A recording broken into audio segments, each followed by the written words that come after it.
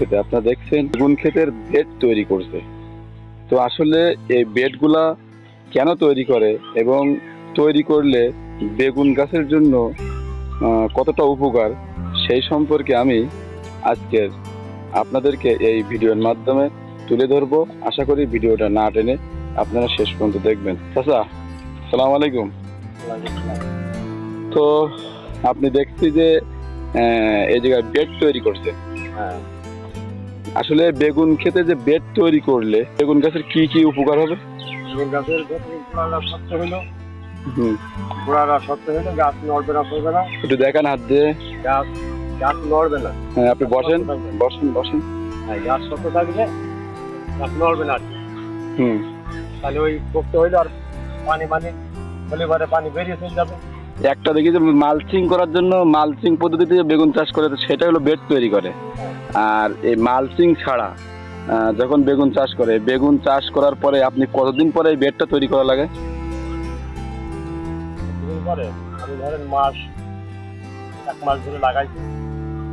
লাগাইছেন 1 মাস ধরে? এক মাস ধরে মানে 1 মাস পরে আপনি বেড তৈরি করতেছেন। করছি।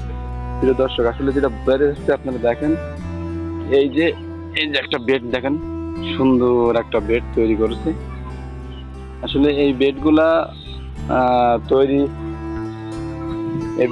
তৈরি করলে বর্তমান এখন হলো ঝড় বৃষ্টির সময়, আমরা জানি ঝড় বৃষ্টিতে যদি বেড তৈরি করা হয়, তো বেড তৈরি করলে এর উপকার হলো বেগুন গাছ, আসলে বেগুন গাছের গোড়াটা অনেক শক্ত থাকে, ঝড় বৃষ্টি লাগবে না।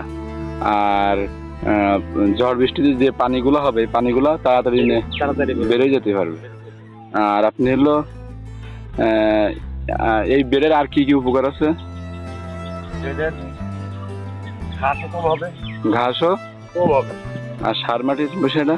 আর মাটিও ধরেন এক ঢালাই বললাম সমস্যা নেই, কিন্তু ওই গাই সার দেবো নি, পেটের গোড়ায় যেগুলা পড়বে সেগুলাই কিছু সারে উপকার আছে।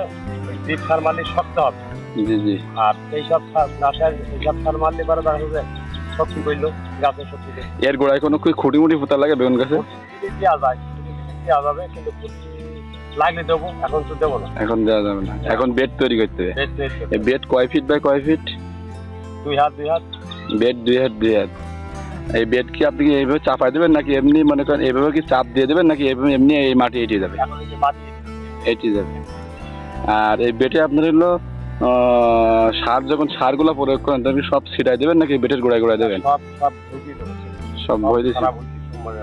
আসলে এটা যেন কি জাতের বেগুন? বেগুন তো খুব সুন্দর হয়েছে, মাকড়া সাদা বেগুন, সাদা গোল মাকড়া বেগুন বলে যেটা। তা আপনি 1-1.5 মাস লাগাইছেন। প্রিয় দর্শক, আপনারা দেখেন আসলে বেগুনগুলো খুব সুন্দর হয়েছিল। তো আপনারা যারা আসলে বেগুন তৈরি করেছেন ঢালাওভাবে, মালচিং ছাড়া, তারা আপনারা আশা করি যে এইভাবে আপনারা কি বেড তৈরি করে দেবেন।